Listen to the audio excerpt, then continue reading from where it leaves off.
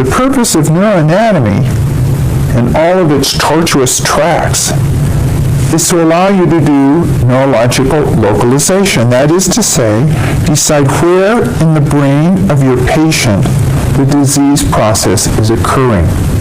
That's the total reason for most of you to want to understand the connectivity of the brain. Now let's look at the surface of the brain. We've removed the coverings, the leptomeninges, the pia, and the arachnoid, and I want to just show you the different lobes of the brain as an introduction. In addition, on this brain, you can see the brainstem. The brainstem extends from this region where my probe is, a little bit difficult to see, down all the way here to where the spinal cord was attached. In addition, you can see the cerebellum involved with coordinated motor control, as well as the surface of the cerebral cortex. This is the ventral surface of the brain, and the most prominent feature here is the temporal lobe, which I am outlining.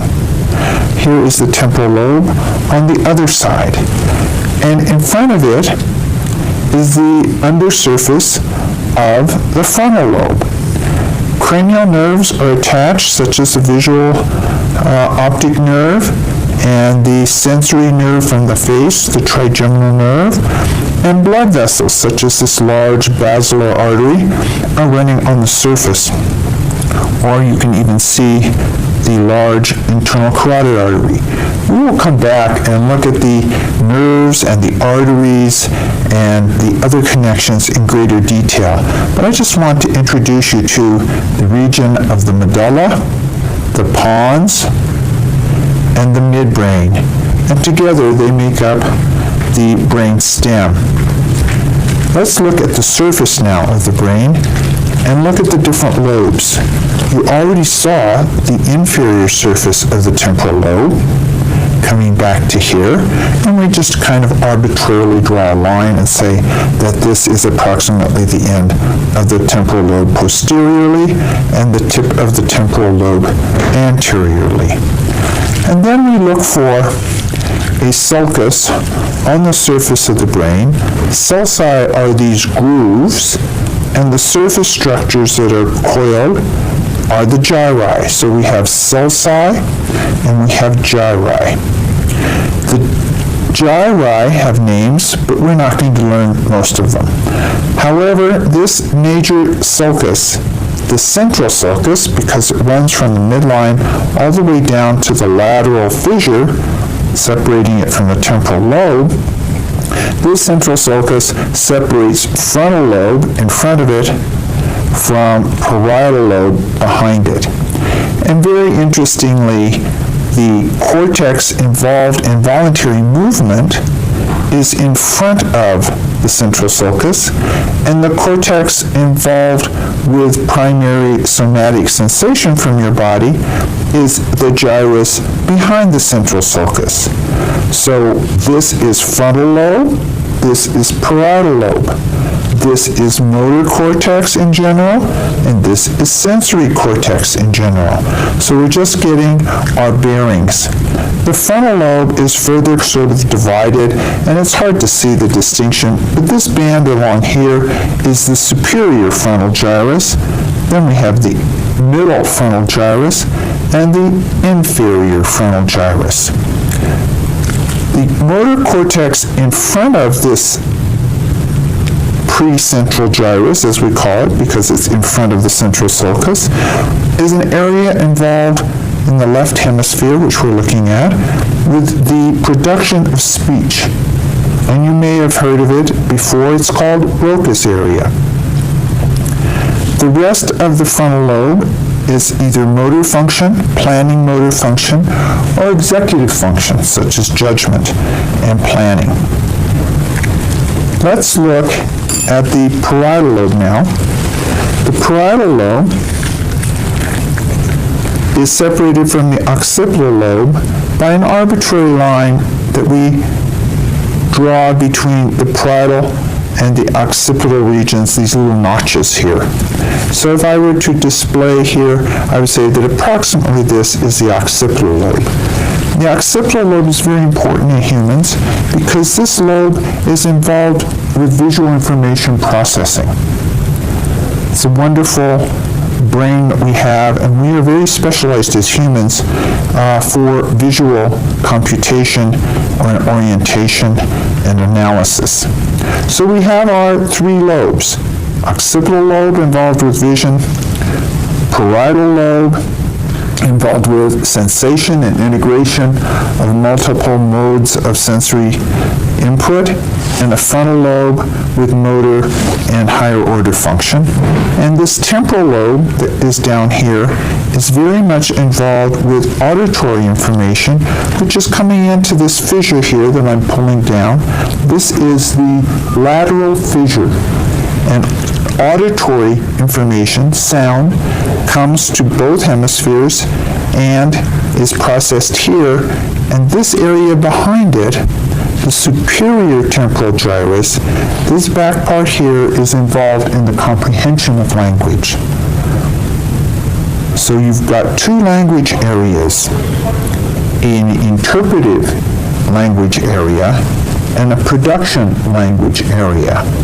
And when we study the consequences of cerebral stroke, we'll see that some strokes can knock out one area, and you'll have problems producing intelligible speech, while other areas leave you hearing perfectly fine, but not understanding what you're hearing, and other lesions or damaging strokes that involve all of this area can leave you with a large deficit, which we call global aphasia. Aphasia is a language disturbance.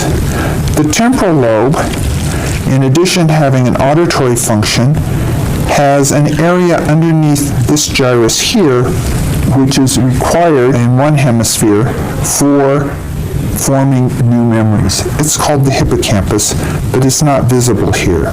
So temporal lobe, auditory, and new memories.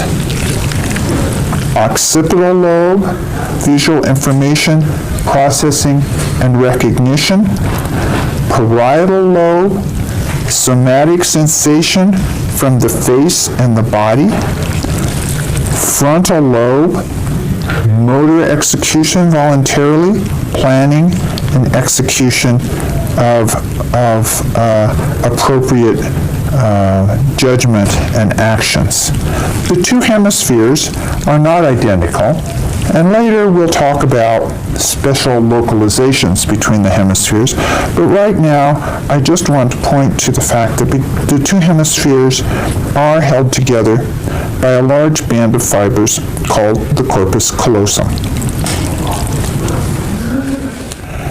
What I have here is a coronal section through the brain.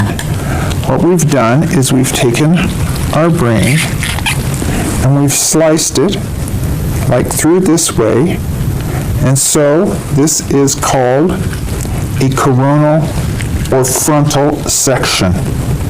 And I'm going to rest it here so that you can see the internal structure of the brain.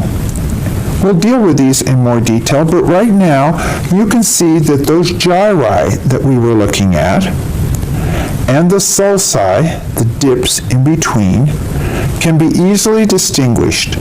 And the gyri are covered with a nice layer, beige in color, and that is your gray matter, as we say, of the cerebral cortex. Maybe we should have called it beige matter. And beneath it is a lighter area, which we call the white matter. In general, gray matter consists of cell bodies, both neurons and glia, and white matter are axons. Axons are the processes of neurons either coming to the cerebral cortex or leaving the cerebral cortex and descending to lower brain structures. An example of white matter here is this band of fibers called the corpus callosum. It was that band that held the two hemispheres together. When we were looking down through that interhemispheric fissure, at the base of that was this band of white matter connecting similar areas or homotopic areas of one hemisphere with the other. And this is a way that the right and the left hemispheres can communicate. In addition, they can communicate through structures like this deep area. You notice it's beige, so it's mainly cell bodies. A deep structure called the thalamus. And here we can see the temporal lobe that we were looking at on the surface. Notice here, if I prop this up and pull it down a little bit, you can see that large lateral fissure that we saw on the lateral surface. That means that this is the temporal lobe. You can even see a blood vessel in there. This bit of cortex buried underneath the hemispheric, temporal, and parietal lobes is the insula. We're not going to deal with that, but it does have a name. It's where the cortex got buried as it became more and more convoluted. This is parietal, or it could be motor cortex. I can't tell from an isolated section exactly if it were in the frontal lobe or the parietal lobe. It doesn't really matter. And remember, I told you that one of the functions of the temporal lobe, in addition to the auditory region, was an area involved in memory. That area is called the hippocampus, and it's curled up here right in this medial part of the temporal lobe. The other major structure you see in a cross-section like this, or a coronal section, are these holes in the brain. One here, one here, one here, a little bitty one here, and here. These form part of the ventricle system, which we will explore further, but right now just know that they're filled with cerebral spinal fluid. And the leptomeninges, or the pia and the arachnoid, on the surface, if we can zoom in a little bit, we can see them delicately covering the surface of the brain. The main thing I want you to see on this brain is the brainstem. So this is the cerebellum that we saw before out to the side, and the brainstem, recall, was in the middle. Here we have the brainstem on a mid-sagittal. This is cut in the middle. So this is a mid-sagittal section. Here's a bit of the medulla. Here is the pons with a big basilar artery creeping up over it. And here is the midbrain, often hard to see. And finally, then we have deep structures such as the thalamus. And we can see many of the vessels like the anterior cerebral artery here, as well as spaces such as the ventricular system, which we'll look at in more detail.